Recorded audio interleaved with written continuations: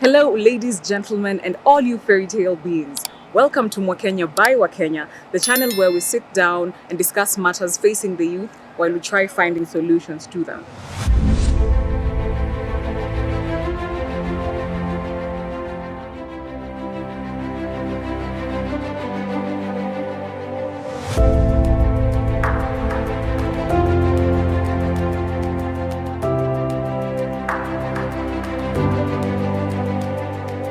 While we were in school and the teacher would ask what we would like to be when we grow up, not a single person raised their hand and said that they'd like to be a mortician. I don't know about you guys, but I've never come to terms with this. Today we are joined by a lady who works as a mortician, and she will introduce herself shortly and tell us how her daily life is working as a female mortician and what the industry is all about. So welcome. Thank you so much for creating time to be with us from your busy schedule. I appreciate you being here with us today. Perhaps you can begin by introducing yourself. Thank you. I'm Rey Mungai. My colleagues call me Rey Mungai. Rey Mungai is that lady whose energy is always on top, regardless. Yes. I'm a mother. I'm a mother of 4 kids. I'm a mortician by profession. This is what I do. And I love my job so much. I can tell. Thank you. I can tell. So tell us, how did you come to choosing this career path? Ni nini ilikutuma ukaona this is what I want to do? Because like I've said, hata wewe niko shoki wa shule, hakuna msee mwenye aliyesema I want to be a mortician. Very true. Yeah. So ulijipataje hapa? No, my journey, if I talk of my journey, it's a long story. And when I say long, I mean it's a long story. It's a long story. But I'll try to make it short. Yeah, thank you. While growing up, my mom died while giving birth to me. And I've been brought up by my grandmother. And so, in growing up, I've lost so many people very close to me. I lost my grandparents. I lost my 2 uncles while I was still at tender age. And that means I came into terms with death at a very young age. Yes. Yeah. And that made me like, I was always like, Kwani, what's up? Like, yeah. What is this? What has happened? About? Like, I'll never see my uncle. What is that dead? Like, hawezi amka tena? I was always like, ai, apana. Yeah. How? And you know, back then, kids were not allowed to go to morgues. Yes. But me, I was always like, naambia shosho, mi nataka kuenda kumuona. Nilikuwa narudishwa kaa nimefuata gari huko, nikienda tu. But naambiwa hapana, you have to go back. Then, life continued, tukaendelea tu poa, but that was then back. Yes. So, life ikakuja tu poa, back in school, tukaendelea tu sawa. But everything changed after Form 4. After my Form 4, immediately after my Form 4, I got married. Due to some issues, 1, 2, I decided to get married. And in that period, again, I lost like 5 relatives. And then that thing came back again. Yeah. And that time I decided, I felt like, mi naweza taka kufanya kazi kwa mortuary. Yeah. I just felt, mi naweza taka kufanya huko. Sijui kwa nini, but I feel, naweza taka. I want to know, kwani nini ina happen, like, mtu amekufa, and uwezi muamsha. Yeah. I was always like, hapana, naweza taka. But haikuni hit sana, haikuni hit. So, nilikuwa tu ile, naweza taka, and natupilia mbali. Until my sister akalose mtoi wake. My sister lost 3 kids, and the first kid, that thing ikanihit tena. The second kid, the third kid, I felt, Regina, you have to do this. Yeah. In fact, the same day tulipeleka huyo mtoto kwa mocha. It was Kiambu district. That's when nikasema, I approached that guy. Nikamwambia, now, I want to work here. Nataka kufanya hapa. Even if you say nianze sahi, I'll do it. Kaniambia, how? Like, are you serious? Nikamwambia, for real. Mi nataka kuanza leo. Yeah. Akaniambia, now, it doesn't work that way. Nowadays hakuna ile ya kuambiwa unaogopa. Unajua kitambo they used kama unataka kuwa kwa mob, they were like ukienda unaulizwa unaweza fanya, unaogopa. So ukisema you got the guts, so let's keep going. Akaniambia now it doesn't work that way. You have to apply. Usome Nairobi University and Chiromo. Nikamwambia what is needed. Akaniambia you have to apply. Kesho yake nikaandika application, and remember we still have matanga for this young soul So nikapeleka application Chiromo. Kupeleka nikabagaiza kidogo, nikagojea, nikaambiwa kupeleka you have to wait to be shortlisted. Kusikia mambo ya shortlist, I said hapa itakuwa tu ni bahati yako. But I said I'll try my luck. Then I went back home. Hiyo nikasahau. Nili-apply and nikasahau tu. Me, I was the type tukienda kwa mocha kwenda relative. Nilikuwa naambia sistangu Judy, Judy nataka kwenda kuview mwili ya wale, ni view ile. Nilikuwa na feel nataka kuview.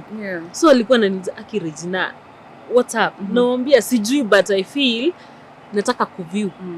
Zile bodies wale wana view nataka kukua hapo. So nilikuwa naenda yetu na view, naenda pale na view hiyo, naenda ile na view. So nilikuwa najipata like before to rudi home, nimeview like 5 bodies. Then I was curious kwa mocha wakifungua mlango, the morticians wanaingia, wanabangio mlango. Hiyo kitu ilikuwa tu inanisumbua, nashindwa what are they doing inside? Nini wanafanya? I feel like naweza taka kupewa that chance. Niingie huko ndani. So hiyo yani inakuja tu inatoka. Back in 2019, that's when we apply Chiromo. Early 2019. But nikakaa nikaona imekaa sana. I applied again. Okay. Nika apply tu tena. At that time I was with my hubby. I was married back then.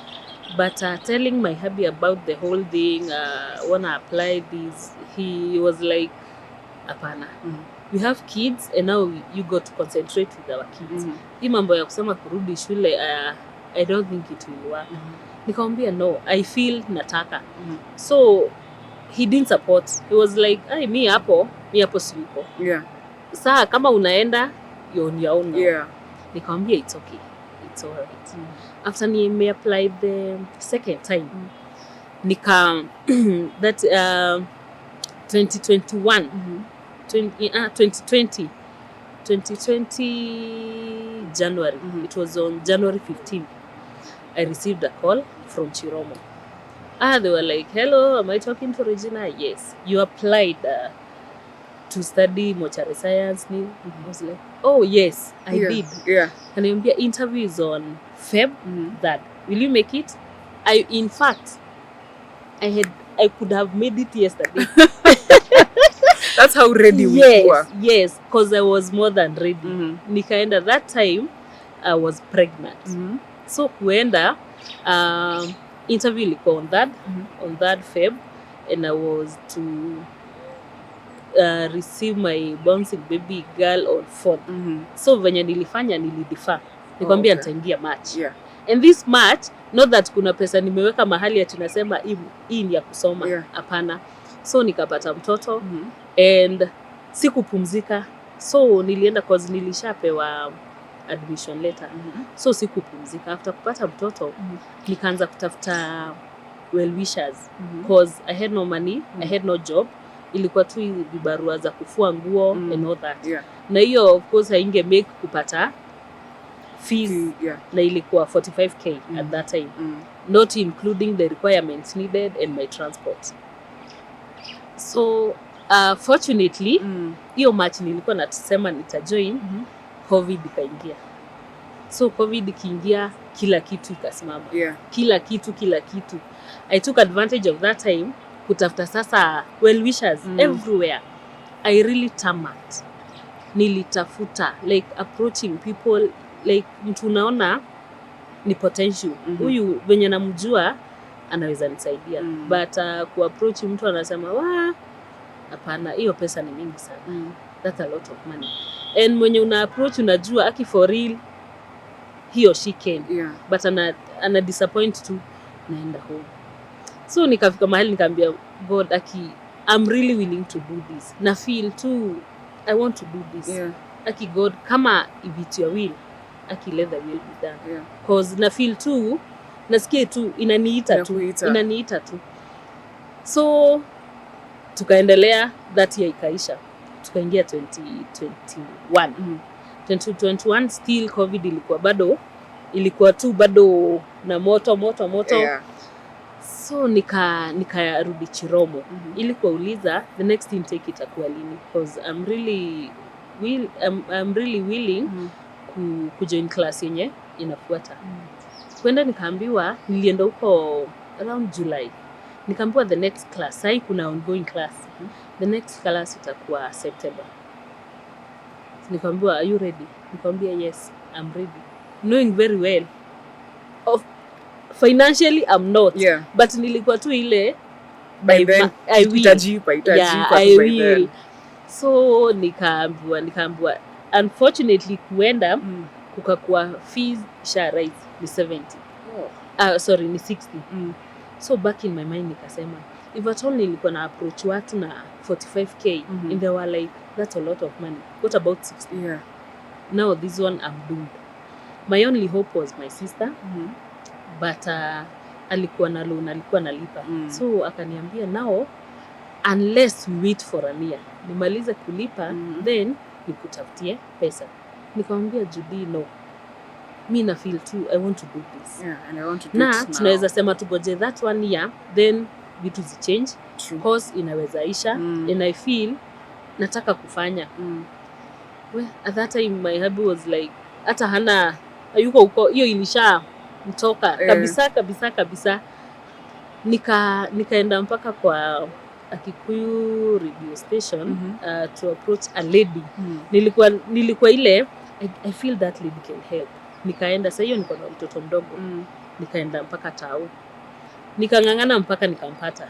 Nikamwambia my story and everything. Akaniambia now bring your papers kesho. Kesho yake tena nikarauka, nikaleta. Nikapata PA wake, nikampatia. Akaniuliza, "Uko sure hizi papers ni legit?" Nikamwambia yes. Yeah. I can't come all the way from Kiambu kukuja kudanganya. For what? I really need help. The third day nikakuja. Kukuja nilipata soja. Soja akaniambia, "Unfortunately the lady alisema you are a con woman." I cried like uncontrollably. Are you serious? Nikamuuliza how? Si hata angeniita aniulize. Siwezi kuja all the way from Kiambu with a little baby. Surely. Nikuje kukon. For what? Nitagain nini? Surely. Na akasema saa uwezi ingia. Sikukufa moyo. Nikasimama nje mpaka ile time atatoka. Kungoja tu hapo. Alikuja tu gari nikasimamisha. Alipandisha tu kioo. Na akaenda. I'm telling you, me ile blow ilinigonga. Nilifeel this was my hope and now I'm doomed. Yeah. Sina saa lingine, saa mi nimeisha. I went back home. Nikaambia sistangu what has happened. And mi nikafeel tu saa aki nimefika mwisho. Nimefika tu mwisho wangu kabisa. But ikaendelea like August. It was on August, a day like today. Kafika jioni, sikulala. That night I didn't sleep. Yeah. Mi nikajiuliza, okay, Regina, you don't have to give up. Think of what to do. If you really need this, make it happen. Yes. So nikajiuliza, nikasema, I came up with an idea. Nikasema, a thought came, Nikasema, if sex workers wanaendanga tao, they don't care what they do, but they get money. Like, wanaweka hawaibiki and they're like, this is what we do. Yes. And we don't care.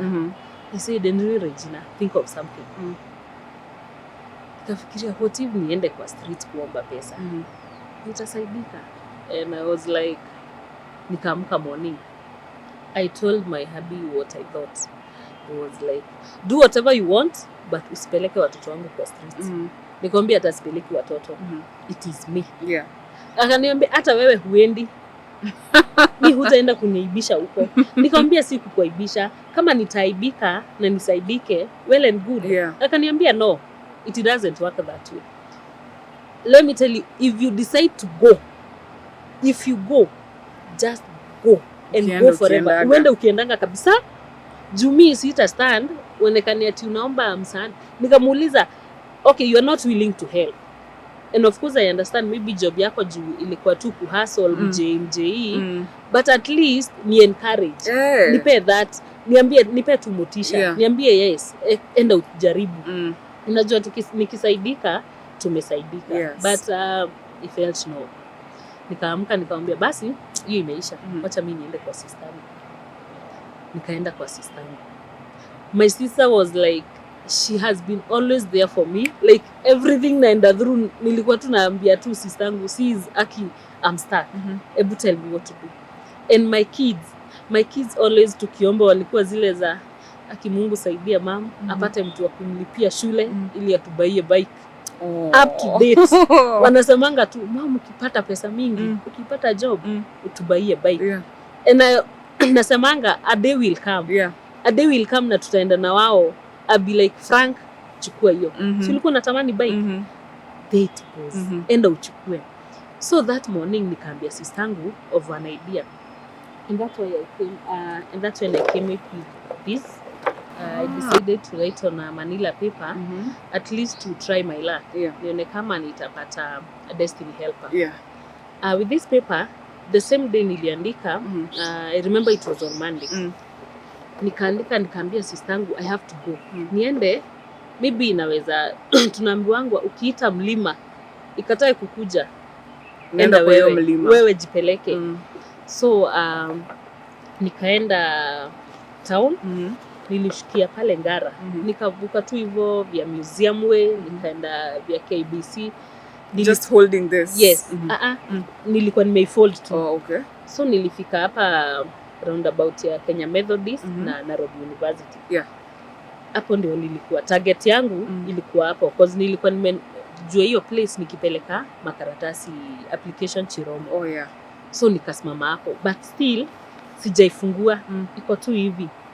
I was really shaking like sijui. Aki nilikuwa naambia Mungu tu nipe nguvu, nipe tu strength ya kuinua this paper. Aki God, usiku umenitoa all the way from Kiambu nishindwe kuinua. But time yenye niliinua, the time nililift tu juu hivi.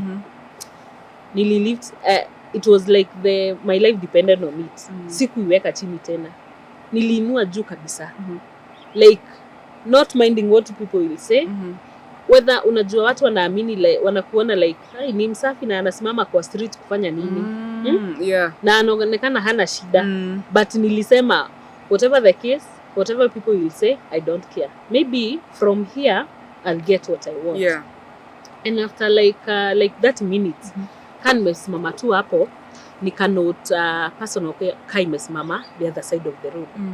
And kukatokea a man, I'm Hindi guy, and he was like waving, hey. And he was like, come. Nikavuka barabara. Kaenda akaniuliza, what's the problem? I explained everything. Akaniambia, can I have the copies of your papers? I did so. Kumpatia, akaenda. He never promised anything. Na akaenda. I went back to my spot.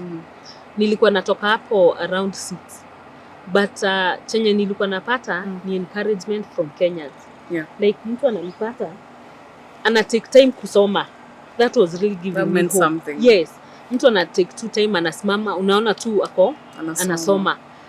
Na wengine wananiambia Regina usijali cause nishaandika jina. Regina usijali, kuna Wakenya wazuri, utasaidika. Wengine wananiambia, okay, what up? Can we take a picture? I was like, please do. Yes, cause nilikuwa nasema maybe your picture anachukua mtu anaweza iona and maybe the person will be tempted to know what's up. So nilikuwa nawaambia yes, go ahead. Nikaenda, that was on Monday. I did the same on Tuesday, Wednesday, on Thursday. Now on Friday, that was my last day to be on the street because sistangu alikuwa rudi job on Saturday na alikuwa naishi Murang'a. So that the only day tulikuwa na yeye cause Nieli ilikuwa naachia mtoto cause bado ni mdogo.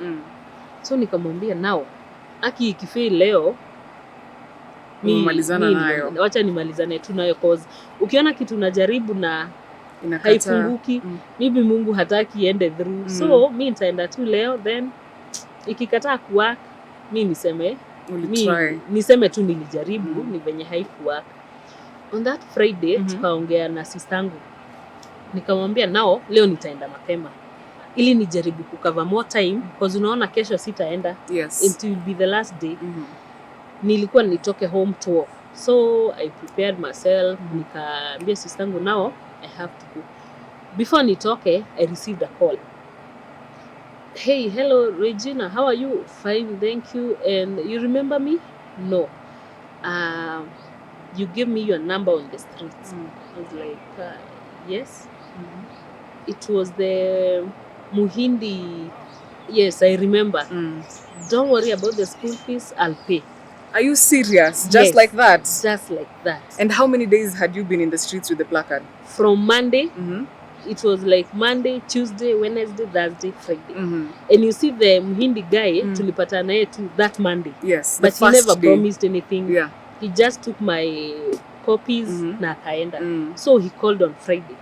Akaniambia now what you'll do, I will direct you where you'll get the receipts. Akani direct Hurlingham, 98 degrees. You'll get a lady called Claire. Mwambie nimekutuma. So sistangu akaniambia, inaweza kuwa ni mtu anakuchezea ama. Nikamwambia now I believe one thing. When God says yes, even the devil can deliver. I'll go there and confirm myself. Akaniambia first I make a call uko shule cause alichukua papers akaenda Chiromo to confirm and good thing akapata ni ukweli. So he paid. Nikaenda Hurlingham na nikachukua the receipt. So it was true. Na nikapeleka Chiromo. And that was sijui nilifeel tu hata miguu nilikuwa tuna shake hivi. Cause unajua 60k mtu kukulipia hakujui. A complete stranger. Yes, hamjuani, hujai muona na amesema tu I'll pay. After amelipa nimemwambia nimepata receipt. That was the end of our communication. He never talked again. Hakuna kitu ingine aliongea, kitu ingine anything else. He just went tenda mema nenda zako. He just went mute. Na hivyo ikaenda hivyo. I went back home. So all this time my hubby alikuwa anajua naenda kwa sistangu. So hakuwa na any idea. So hata shule he hadn't known ulipata mtu alilipa. Hapana, alijua ni sistangu anashughulika kila kitu. He knew my sister was capable of everything. Sasa kurudi home nikaambia sistangu nao tumepata school fees. What about my transport? What about the requirements needed? We still need money. Nikakumbuka another nephew. Nikampigia nikamwambia anaitwa Lawrence Karanja. Nikamwambia now Lawrence, we need to talk. I need a favor. And he was like I come over to your place ama tupatane wapi? Nikamwambia kindly come over. Akakuja. Kumpe tu story, it's like he was waiting for me to vomit everything. Akaniambia how much the requirements? Nikamwambia ni 10k. Okay, I'll send the 10k tomorrow. Akaniambia about the transport, uko unanikumbusha each and every Sunday. Sunday unanitext tu na kutumia transport ya hiyo wiki. Nilikuwa inakuja ni 15k. Hapo waki ndio niliona God like anakuja tu amenifungulia. Amenifungulia tu yani najipata tu hakuna struggle. After that niko na watoto. These 3 months tuta struggle. Kufeed watoto itakuwa ni struggle and there are 4 kids. So I approached another lady, cousin to my hubby. She's Evelyn. Nikamwambia now Evelyn, I gave her the story and she was like the 10k acha nikuweke kwa simu. And that's how I survived like hizo 3 months nilienda shule with no worry. Natoka tu home naenda narudi jioni. So nilikuwa natoka mapema ku avoid jam ya Kiambu Road. Na tena jioni bado ya jam najipata home narudi around 7. And that's how I got to Chiromo nika study. It was a 3 months training ya mortuary science and I thank God for the far amenipeleka. Aki nasemanga tu ni God, si mimi. Aki ni God cause kwenye nilipitia nimepitia a lot na napata tu God ananifanya tu naenda tu na breakthrough inaenda tu through. But now challenge ilikuja ni kwa like nimebakisha 1 month and a half kumaliza. My hubby never came into terms with that course. So alianza issues like najua hata si shule unaendanga sijui nini. So unajua alikuwa mezoea ama housewife. So akitoka job, akienda job morning ananiacha home na jioni atanipata. So this thing of natoka mbele yake na naingia usiku. I didn't sit right with him. Alikuwa naona hapa hii ni scam. Hapa tena again unaenda Nairobi. Imeenda. Hapa sita survive. So he started issues like hiyo si shule. So next time anasema na kesho huendi. Mimi nikaona hapa hatutawezana. I had to pack niende. So sistangu cause my 2 sisters walikuwa Murang'a. So watoto wote walienda. Sistangu mmoja akachukua 2, huyo mwingine akachukua 2. Ili niweze kumaliza cause nilikuwa naona hapana, this thing I've struggled so much. Yeah, you have. So there is no way imefika katikati I back up. Hapana, I won't. And that's how walienda na mimi nikamaliza hiyo 1 month and a half nikamaliza. After that kumaliza nilikuwa tu na ile tukiwa tu Chiromo tulikuwa tunasikia city mortuary.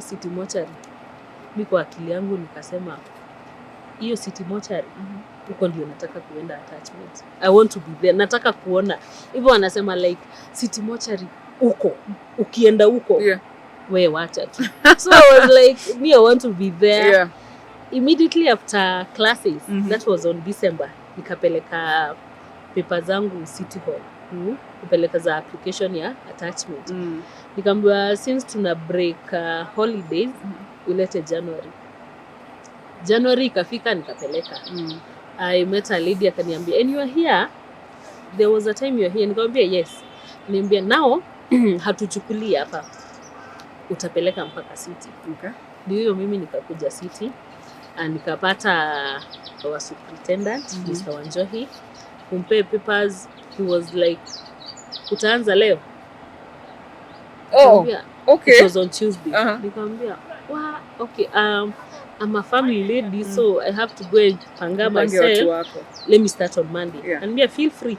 Okay. Ile time uko free, you feel you're okay, just come. Mimi nikaenda.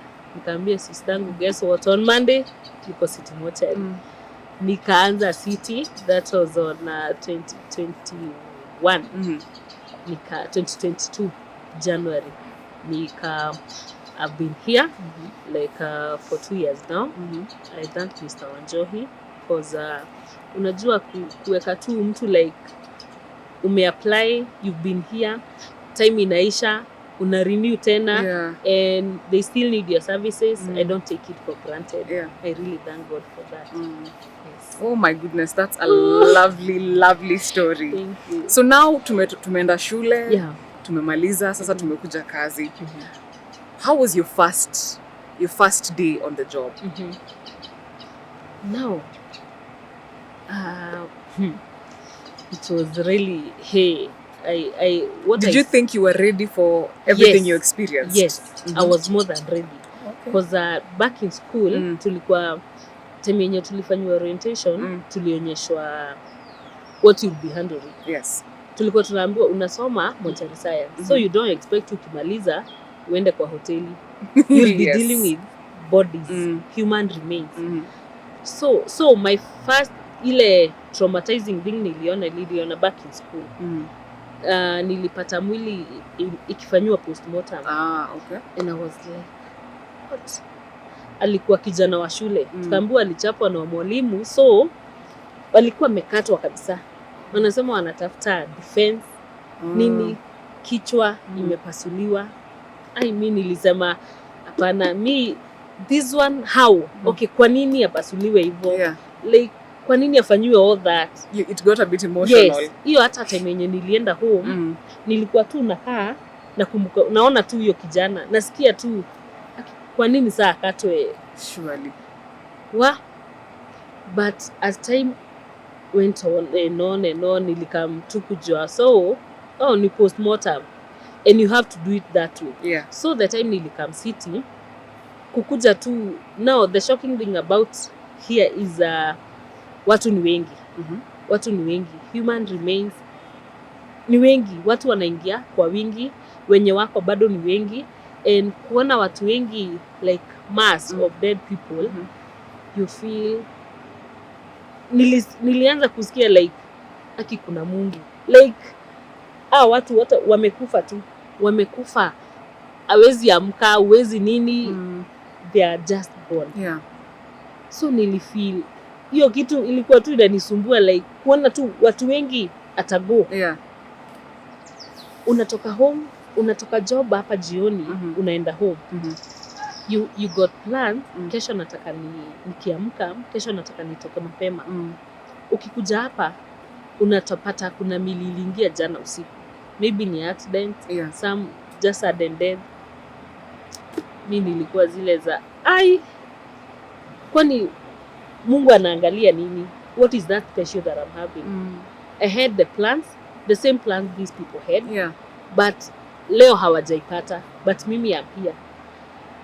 And nika develop kitu ingine, like okay, I'm a staunch Catholic follower. So from that time, from the day nilikuja hapa, nilikuwa this my shield. Every day nikiingia hapa morning, every day I have to do divine mercy for those departed souls. I always feel niko na hiyo, now they are gone. Yeah. Maybe mtu alipata accident and he or she never got a second to tell God something. Yeah. I always do divine mercy, like I feel God, please on their behalf just forgive them. Maybe kuna mtu kifo ilimpata tu. Yeah.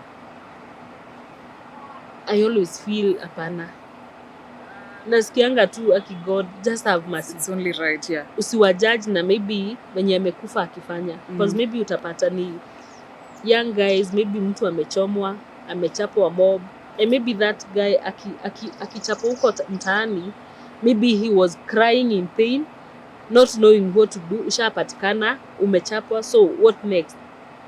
Umechomwa. Maybe hukupata that time kwambia Mungu tu just forgive me. So nasikianga tu iko in me like just God have mercy on them. Every day nikifika morning, nipate kuna mililingia usiku, I have to do that. I always feel it is me. Watu wameenda, and the God we serve, it's God of the living. We serve the God of the living. Hawa wameenda, hata sasa ambiwe aombe, hata apigiwe drum, hawezi. Now he or she is gone. Yeah. So nasikianga ni mimi niko. And in my faith tunaamini like ukikufa like you aren't ready. Yeah. Ukiombewa I'm baptized. Kama ushabatizwa, you are a prophet. Unaweza hata you are a priest because ulishabatizwa. So unaweza ombea huyu mtu, and if at all God anaweza mjudge na whatever he had done, maybe nitafanya tu God asikie tu ile, it's okay. Yeah. It is well. That's what I always feel. Oh, wow. Yeah. That's amazing. So you had mentioned that you left your matrimonial home. Yeah. Have you ever gone back or really ikaisha hivyo? No, okay, I went back, but after kurudi, still hakutake, alikuwa tu ana feel bado alikuwa na shida nayo, bado alikuwa tu hakutake course yangu wholeheartedly. Yeah. To an extent like if you get into any issue, in any argument, it comes in. Siona kama wewe ni wa mocha nitakuogopa. Oh, okay. And that thing was ilikuwa inanifilisha vibaya cause nikifanya hii course sina anything. It is just a course like any other. Yeah. It is like a job like just like any other. So kuniambia like kuniogope, mimi si kufanya course uniogope. Yeah. I don't want that. Cause hata watu wangu they know. Hata shule wakiulizwa, aya kila mtu mama yako anafanyanga nini, they always say my mom is a mortician. They know. And every time nikienda home kuna time unapata kesi very sensitive, especially ya watoto. I always take a picture. Like I remember kuna watoto walikuja, they were brothers. Like alikuwa 6 years, 4 years. Wakaenda kuswim kwa mto, but wakadraw wote. So hao watoto time yenye waliletwa, mi kuangalia nililia ile uncontrollably. Nilifeel what? That time nilienda, hiyo siku nilienda home mapema. Nikapiga picha hao watoto. Nilikuwa nasikia nataka kwenda home. I want to go home. Nikafika home, watoi hawakuwa wametokea shule. Nilikuwa tu nasikia siwafike. Kufika tu nikawakalisha hapo. Huyo firstborn anaitwa Frank na Caleb wenye wamefuatana. Nikamwambia kujini hapa. Mtu akiambiwa asifanye kitu, acha kufanya. Unaona hao watoto maybe walikuwa wanaambiwa wasiende kwa mto. But maybe Jumamake alienda wakasema tuende. Wakakufa. Hiyo kusema tunaenda Dufo. Wacha. Usijaribu. Nilikuwa na feel tu akimsikizange tu. Msiende. Nikiwaambia msiende mahali. Acheni kuenda. Si hatuko na nyinyi. Ukitoka shule, toka shule kama umekuja. Usipitie mahali. Mio hiyo usiku hata sikulala. Nilikuwa tu naamka naambia Frank, ulisikia venye nilisema? Uliona hao watoto? So kila time like nikipata hata young souls my age, nasikianga tu hiyo kitu imenihit. So naona kumbe hata mimi I can die. If these are my age mates, unapata mtu ni 29, 30. Na maybe venye amekufa maybe ni accident, hakuwa amepanga. Alilala tu akakufa. So hata wewe unaona hata mimi kifo kumbe nimeibeba tu hivi. Niko tu nayo. You're not an exception. But we always take it for granted. Tunaonanga like the plans unapanga kesho kuamka kufanya. Unaonanga like it's a must. Like kesho ni lazima niende. Kesho naona nataka kufanya hivi, kufanya vile. Lakini hakuna we don't have to take it for granted. It takes God's mercy. Like hata Mungu, nasemanga Mungu maybe anaamka anaangalia majina, anaona Regina sijamalizana na wewe. Hujamalizana na wewe. But hawa anaona hapana, wewe na wewe kujeni. Kwa nini ananichagua? Not that I'm that righteous, not that I'm that prayerful. Hakuna ni God's mercy. Anaona tu bado. We songa. Oh my. We songa. Nimereflect for a moment hapo hata mimi. So hii job imeaffectaje your relationships from your kids to your friends? Of course you've said your sisters have been very supportive. And now your husband bado ako on edge. So all your other relationships, how are they? How do people take it when you tell them you're a mortician? It's a good question.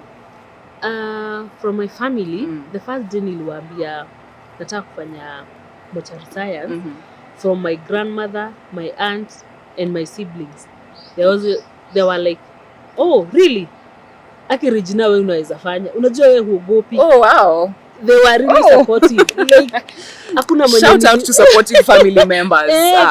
Kabisa hakuna mwenye alini discourage. Hiyo nayo ni gani? Wote walikuwa Regina you can do it. Wewe unaweza. Plus watoto wangu walikuwa wananiambia saa wanajua aunti yao anakuanga na uoga. So they are always like, unajua mama wewe si kama Auntie Judy. Wewe unaweza. Apart from now my hubby mwenye alichukulia like aka bring up so many issues and we had to part ways. Ikifika hapo we had to part ways. Nikamwambia nao acha mtu saa kila mtu aende kivyake. Juu sasa there is no unaweza niambia ni chenye nataka kufanya na hakuna na hii especially after seeing the struggle. Yes, tume struggle for long na hii ni chance nzuri. Maybe kufanya hii course, ukiwa na course. My granny always tell me, mtu ako na course huwezi lala njaa. Hutalala njaa. Cause kwa kichwa uko na kitu unaweza enda mahali na useme I've done this, I can do this. And like mtu mwenye hana uta struggle tu. But alikuwa anasema ukapata tu course tu. In Kikuyu they say mudo ina kothi dagihota. Translate please. Ukiwa na cause huwezi lala njaa. Lazima utachangamka, utapata ways out So my family were really supportive. My friends wengi walikam kujua after nishafanya, after nishamaliza. Wengi sawa wamekam kujua. Like recently ndio wamekam kujua nafanyanga na mimi sifichangi mtu. Mtu anapata maybe picha ananiambia, Regina, unakuanga nurse? No, I'm not a nurse. Daktari. No, I'm a mortician. It's never the first thought. Yes. I always tell them I'm a doctor of the dead. That's me. And true enough, that's a very good way to describe it. So mi sikuangi ati unajua kuna watu some of my colleagues wanakuanga like anasema kwao wanajua yeye ni daktari. Wanajua yeye ni nurse. But nasemanga kwa nini ufiche? If a banker will say I'm a banker. If a doctor will say I'm a doctor, I'm a mortician. And that's what I do. What's the shame in it? Hiyo ndio nafanya. Na hiyo ndio nilisomea. So kwa nini nianze kuficha hivi? So another thing inakuanga challenge when it comes to maybe mtu amekuwa na interest na wewe, maybe like dating and all that. But the moment naendanga to direct to the point. I'm Rey Mungai and I'm a mortician. Kuna mwenye unaambia mortician hata ongea tena. Why do you think that's the case? Because I feel like venye tu umesema it's a job like any other. So why do you think inaogopesha? Me, I always feel unajua from the word go, like from those old days kufanya kazi kwa mortuary, they always think mtu kufanya kazi kwa mortuary, that person is a killer. Anaweza ua very easily. Wow. Yes, that's the mentality. Yes. Okay. Wanasemanga mtu wa mocha anakuua. Huyo anakumaliza. Anasema maybe hata kama melala anaweza amka tu once. Unajua amezoea. Achukue panga na that's the mentality. Yes. That's what people think. Again, they know working in a mortuary, you must be a drunkard. Yes, I've heard of those. Yes. Wanasema unajua watu wanakuanga wamevuta bangi, so aonangi kitu kubwa. So hata wewe kukumaliza ni one time. But I want to tell people working in a mortuary, like from my experience, I work soberly. Soberly. No alcohol, no drugs, no anything. No anything.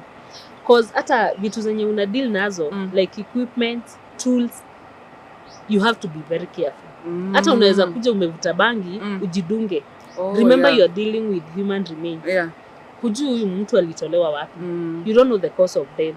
Apart from the cause of death, nini ingine amebeba ndani yake. Maybe the person is HIV positive. Uko kwa bangi zako, umekunywa, umedunga, maybe ukishona mwili umeshona, umejidunga. Si unaona? So you have to be very sober. Very, very, very sober. And that hiyo ni kitu nasemanga tu. Like mtu kukuona anaona hata mtu akikuja hapa na kuuliza, okay, sasa unaogopanga? I'm human. I'm still human. Si ati cause I work in a mortuary ati mtu anakuambia sasa unaonanga kitu kubwa. Sasa wewe mtu anaweza kutisha. And I'm like, okay, apart from dealing with the dead, I have my life. I'm a mother. I'm a sister to my siblings. I'm an aunt. So niko na life ingine. Nikitoka kwa ile gate, nikitoka tu hivi, nimeenda home. I have to be a mom. So ebu imagine ninavuta bangi ati ili nipate courage ya kuhandle maiti na ninaenda home. Will there come a time niambie watoto wangu bangi ni mbaya? And yet I myself, there's no way unaweza watoa. Hakuna huwezi watoa. Juu mimi mwenyewe nakunywa ati ili upate courage. Hakuna kitu kama hiyo. Hakuna. Unajua siku hizi tunaenda shule, si kama kitambo. Tunaenda shule unaambiwa hivi. So ukimaliza your course, unajua nikienda pale naenda kuhandle dead bodies. Unajua hata hapa unapatanga maybe you have clients wamekuja kuona their loved ones. So you're like, oh, hello sir. Kwenda kumpe tu mkono. Are you serious? Hataki But with time you've learned not to take offense. Yeah, of course. Hata akikata unaombianga it's all right, I understand. Because I think they feel the moment mko huko ndani uko tu hivi na maiti. Uko tu hivi. Of which hakuna. But they feel hapana. Anasikia hapana. Mtu wa mochari, kusalimia mtu wa mochari. Anakuuliza, okay, na sasa unaweza kula nyama? Hello? I'm like, hebu nunua tujaribu. Tuone. Nunua tuone kama nitakula. Yeah. Because sijui aki, but as time goes, najua tu watu watakuja tu wame embrace mambo ya like kujua mtu mwenye anawaka kwa mochari hakuna difference. Unajua hata kuna wengine ukiambia mtu ama mortician, nakwambia by the way, are you a doc? No, I'm a mortician. Aya kukaa kwa mochari, that's what I do. Usijali, kazi ni kazi. Lakini ukiambia mtu akaambua huyu ni banka, oh wow, that's great. Lakini ambia mtu nafanya kwa mochari, nakwambia usijali, bora kazi, bora unga. So they never think that I want to be in this position, like ni mimi nilichagua kuwa hapa. They always assume it's circumstance ndio ilikupeleka. Afu wanasemanga like maybe ni kitu ulikosa la kufanya, that's why ulikuwa last option kwa industry. In fact, I remember my hubby back then akiniuliza, okay, watu wanaendanga wanaomoka. Unaweza acha hiyo kazi ya mochari? Nikamwambia I will. Nitaacha kazi ya mochari. Si umeomoka umepata do, unijengee mochari yangu. Nikuwe mimi ndio director. And he was like, you're crazy. No. Nikamwambia no. Hii kitu nilikuwa kutoka kitambo inani-ignite but inafika mahali inapotea. So the time nilikam kusikia tu hii imeniweza. Regina, you have to do this. Siku turn back. Siku angalia nyuma. That's nice. Nilisema I have to go. I have to go. Talking of where we are now, many people know it's city mortuary. Watu wanasemanga uko city mortuary, uko city mortuary. Afu the name imepakwa matope, from years back. Jina city mortuary imekuwa hata watu wakisikia their beloved ones alipata accident, alipelekwa city mortuary. Uko haizika. It's no longer city mortuary. Thanks to our governor, Mr. Sakaja. It's not Nairobi Funeral Home. And when we talk of funeral home, it is funeral home. Like we preserve bodies as others do. In fact, me like while talking to my clients na wambianga, usiende na jina city mortuary, toa hiyo. Usiende na jina city mortuary. Venye another private inafanya, that's the same thing tunafanya. Hakuna difference. Difference is the name. Hiyo jina umefeed city mortuary, hiyo ndio difference. Hakuna kitu kingine. Venye wana handle bodies huko, that's how we are doing here. Penye wanaweka, that's how we are doing here. The difference is the name. And of course from kitambo kusikia tu mambo ya city mortuary, ukienda sijui mili utaipata chini, sijui inawekwa wapi. There is nothing of sort. There is nothing of sort. Unajua mimi nasemanga, as much as huyu mtu ametuacha, ako na respect yake. Anataka tu, and that's why we have motisha. That's why we have us. Because hata ukakuwa umependa mtu wako aje, your mom, your kid, your spouse, then akufe, ukiwa hata home nasikia tu apelekwe mochari, huwezi kaa na yeye. Unlike akiwa hospitali. Akiwa hosi, mtaona hapa tunaweza pata daktari from home, akae kwa nyumba and daktari will be coming there daily. But mochari hapana. Akishaenda, upende usipende, lazima akuje. Lazima mtuletee that person. Na si mnaletea, hatumtake like just like ati it's a corpse. No, bado ni human being. Ni mtu alikuwa na respect zake. So you have to handle that body with care. And bado kuna yako sensitivity.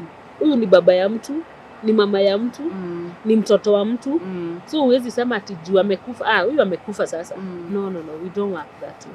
We totally don't work. That's really good to know. At least if you're the kind of people who've been having the thought of city mortuary kuko hivi na hivi, at least now you've heard it from the horse's mouth.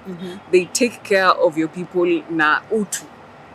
So my next question is, ulisema there was 2 babies who were brought here na ikakutrigger emotionally, and I'm sure this happens a lot. So how do you manage that? How do you manage your emotion when you're on the job? Okay, now with that, inakuja tu like itani hit that time. Nimepata tu from home, nimekuja nimepata kuliingia mtoto. At that time itani hit so strongly. Itanihit to next time nitaenda kwanza nitajifanya like nimeenda lu. I'll go weep a little, I feel too. But coming back I'll feel no, it's time to work. I have to work on you guys. And that is gone. Inatakanga tu I always take like 10 minutes. Nikifeel too, you allow yourself to feel the pain. Na feel too, cause unajua nikiona especially watoi na flashback nyumbani. I have kids. Wako shule, watatokea shule, watabebwa kwa gari. So all this inanifanya niingie tu kwa hiyo kiatu. Unaambiwa huwezi toshea kiatu ya mtu mwingine, but at least you can try to fix. Uone ukiingia inakufinya mpaka wapi. And you just feel the pain. It is hapa watu wanakujianga watu wao, and venye tu wanamoni you feel hutaki kukua hapo. Unaenda tu hivyo, unatembea tu kidogo, at least ukikam unasikia tu hiyo imekutoka. Cause inside us being a mortician doesn't mean huna feelings. Hata mtu anakulizanga like sasa wewe hata mtu wanyu akakufa unaweza feel. Kwa nini nisifeel? I'll still feel. I'm still human. Si ati mimi ni mortician kuna kakitu ka feelings kamengolewa. Bado iko. I'll still feel the pain. Kama hawa siwajui na wamekujia watu wa, and I still feel their pain. What about my relative? I'll still feel. Chenye tumepewa like that courage. Ati unaweza handle a dead body like ni kazi. Unaosha, unavalisha, unaweka dawa, hiyo yote. But si kusema ati kuna feelings. We still got feelings. Good to know. So has it ever taken a toll on your mental health? Not really. For real? Not really. Interesting. Not really. No, so you're very passionate about your job. Yes. You're very passionate about your job. Kabisa. You love what you do and you enjoy it. So it's not really it's not a burden, it's not a load. Mi hata sijuangi hata naweza express aje, like I just love what I do. I love my job to the hata sijui na feelingi like hata ile time sijakuja nasikianga tu kuna kitu nina miss. Hata nikikaa mjana I'll still ask colleagues like jana kulingia bodies. And this thing of praying, not that I always pray time yenye nimeingia job. Hata nikiwa home nasemanga tu for the departed souls wenye wameingia leo. Sijaingia job but I feel it is, mimi nasemanga unajua hata watu they tend to ask sasa wewe ukiomba unaombeanga kazi, unasemanga Mungu leta kazi. Mimi naambianga mtu okay, sisemi ati leta kazi. Mimi I always say hii ni ecosystem. Inakuwa ni ecosystem. For me to survive, huyu ameletwa. Inazunguka tu hivi. So huwezi sema ati watu wa mochari wanaombanga watu wakufe. Hapana, ni ecosystem. Iko hapo. Hiyo ni kitu Mungu ameweka hapo and it has to happen. Whether we like it or not, it has to happen. So chenye inakuanga imekuja. But huwezi hata watu wanakuwa na mahali wanasema sasa unaangalia watu hivi unaona wamelalisha kazi kabisa. Unaona tu watu wanatembea unaambiwa sasa unaona kazi imelala kabisa. No, hapana. Hiyo akikuja it's your work. Do the necessary. Cause hiyo ndio kazi iko na ni lazima hatuwezi sema ati tunaomba tusimamishe kifo. That is next to impossible. Cause haiko kwa sisi, hiyo ni mambo ya Mungu. Na ya Mungu ndio mambo ikikuja inakuja venye yeye amepanga, that will happen. And what would you say is the most rewarding thing about your job? Ni nini unafanyanga hivi una feel like this is why I love my job?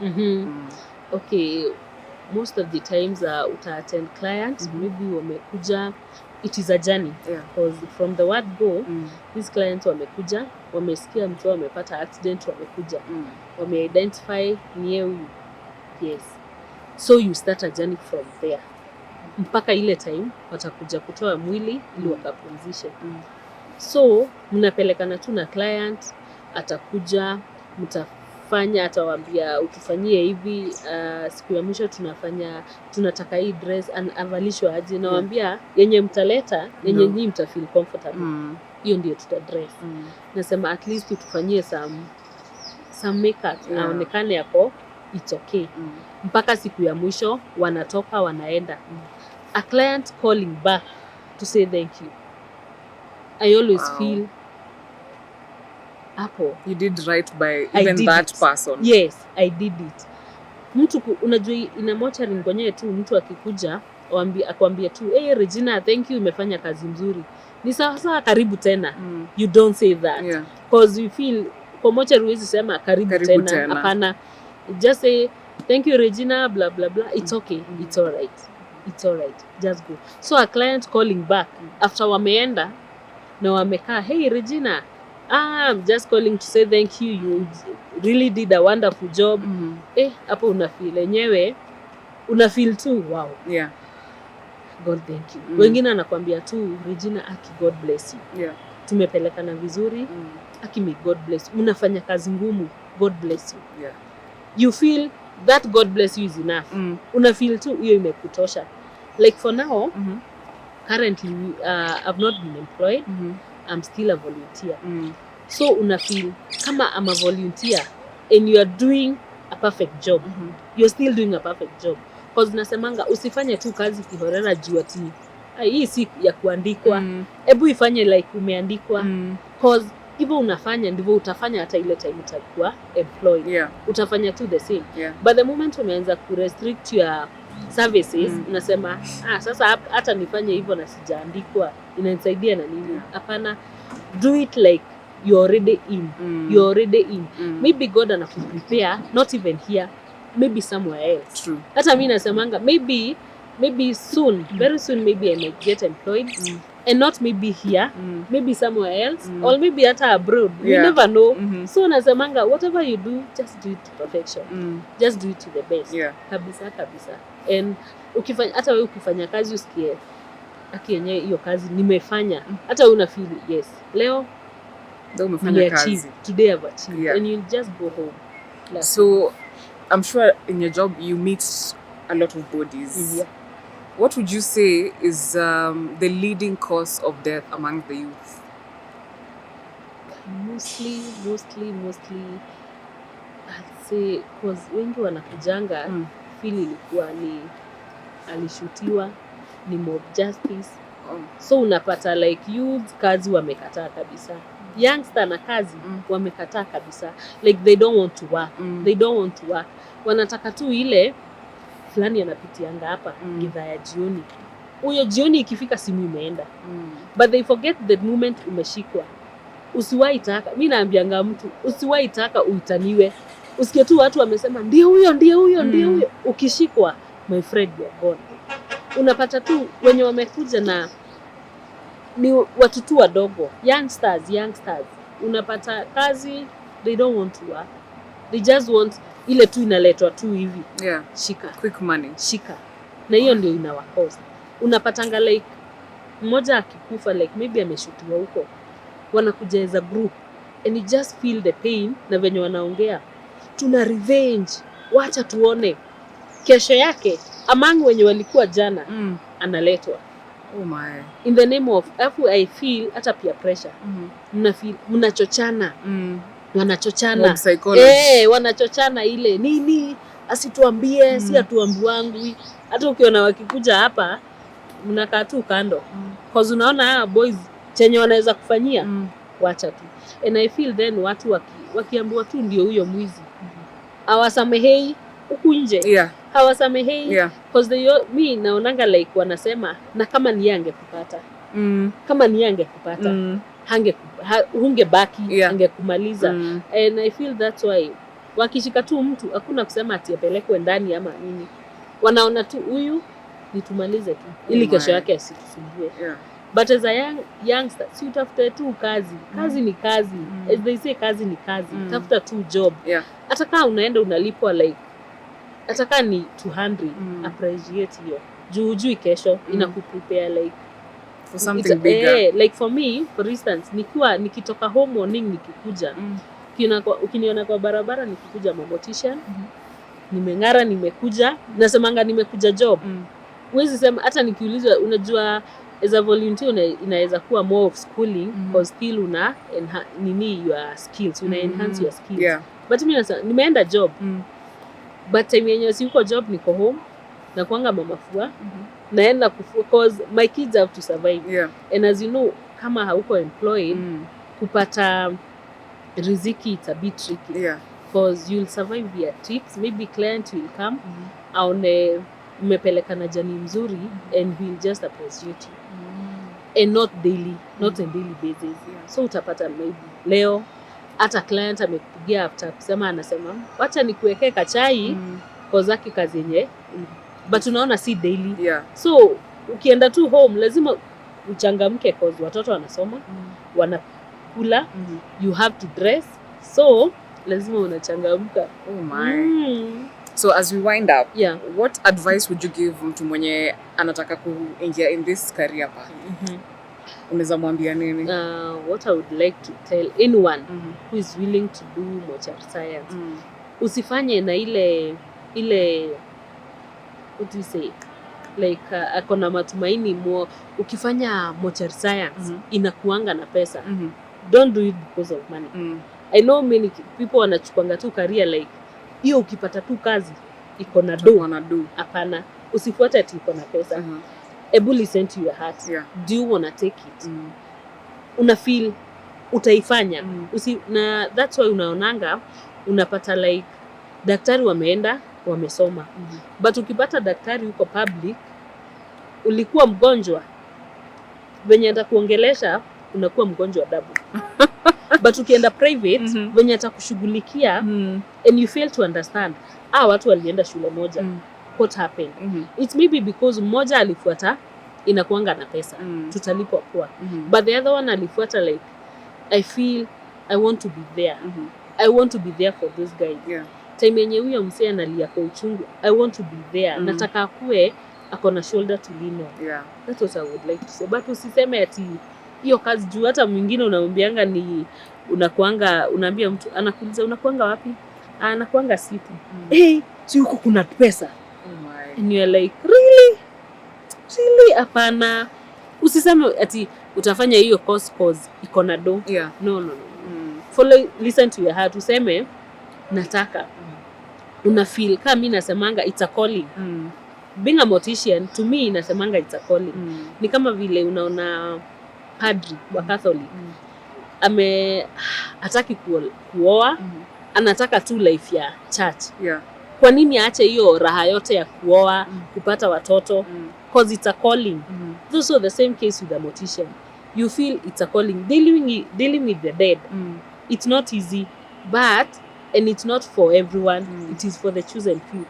Kupata tu ati morning natoka home, kufika tu job, ukifungua tu mlango, ni watu wamenyamaza tu, hawaongei.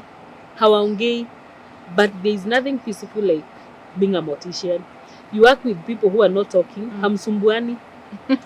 Penye umemweka leo, kesho ukikuja utampata pale tu hapo. Ukimweka hivi, hivyo ndio takaa. Hakuna kusema sijui unanifanya. Hakuna.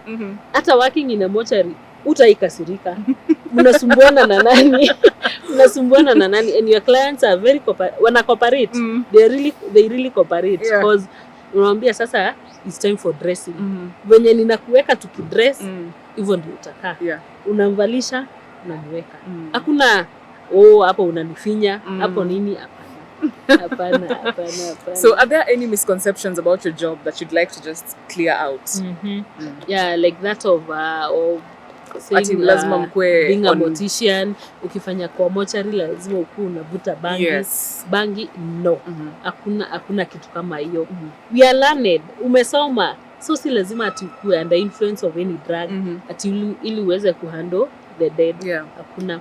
Another thing is people tend to ask, hamsumbuliwangu na ghost. Especially like unaambia mtu nafanya kazi usiku, leo niko hii wiki niko night shift. Kai, na maghost wakiamka, like ghost gani?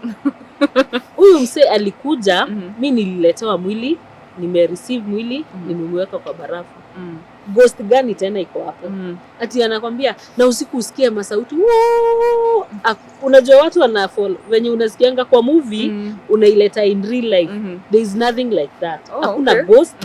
Hakuna ati umekaa tu usikie ati umeketi tu uone tu pale vum. Mtu akienda wapi? Hakuna kitu kama hiyo. Akishaenda, death ikishaingia. Imemaliza kila kitu. Huyo mtu amepumzika. That is the end. That's all. Amerest kabisa. So hakuna anything ya kusema ati nilikuwa napita nikaona mtu amepita. Hakuna. There's nothing like that. Hakuna. Akishaenda ni hivyo. Akishaenda ameenda. Hebu imagine hata ukiambia familia ati like mtu wenyu nilisikia amefanya. And then I remember this is another thing. Watu wanasemanga nakuuliza nasikianga mkiletewa mtu hajakufa mnamalizia. What? Na I'm like, where did you get that? Okay. Ulipata hiyo wapi? Kwa nini? Why do that? Yeah. We are morticians. We are here to preserve bodies. We are not killers. Yeah. Ebu imagine the pain watu wanaendanga through juu ya kuluzi mtu wao. Ebu imagine wamemleta amekaa hapo. Ile kulia wanalia like aki God, if only you can give us another chance with our mom, with our dad. Then after wameenda, for instance uone mtu wao ameamka. Why kill? Kwa nini umuue? When they've been literally begging for that. And knowing very well watu they are like, if only we can be given like 2 minutes. Dad tukwambie kitu, mom tukwambie hivi, my kid to come back. We can't do that. We can't. But what they tend kusema, watu wa mochari wa ugope. Akiletewa hajakufa wanamaliza nyundo ya kichwa akufe. No. It has never happened and it can't. We can't do that. We really can't do that. So now we want to get into a bit of a game. We want to do quick fire questions. Just 5 quick fire questions to get to know Regina on a deeper perspective outside of Regina the mortician. Right. So the quick fire questions, are you ready? Yes. What's your favorite color? What do you call this? Maroon. Maroon. Yes. Okay. Sweet or savory? Sorry? Sweet or savory? Sweet. Cats or dogs? Both. Oh, for real? Yes. Beach vacation or mountain climbing? Beach vacation. Nice. Would you rather travel to the past or to the future? To the future. Why? Because, for instance, I would like to see where will I be with my kids. Like 10 years to come, where will we be? Okay. Yes. That's interesting. Yeah. So, tukimalizia, if someone wants to reach out to you, maybe for one thing or the other, pengine they would like you to handle their person, how can they find you? Pengine you can give us your social media platforms, your phone number. Yeah. I've got my phone number.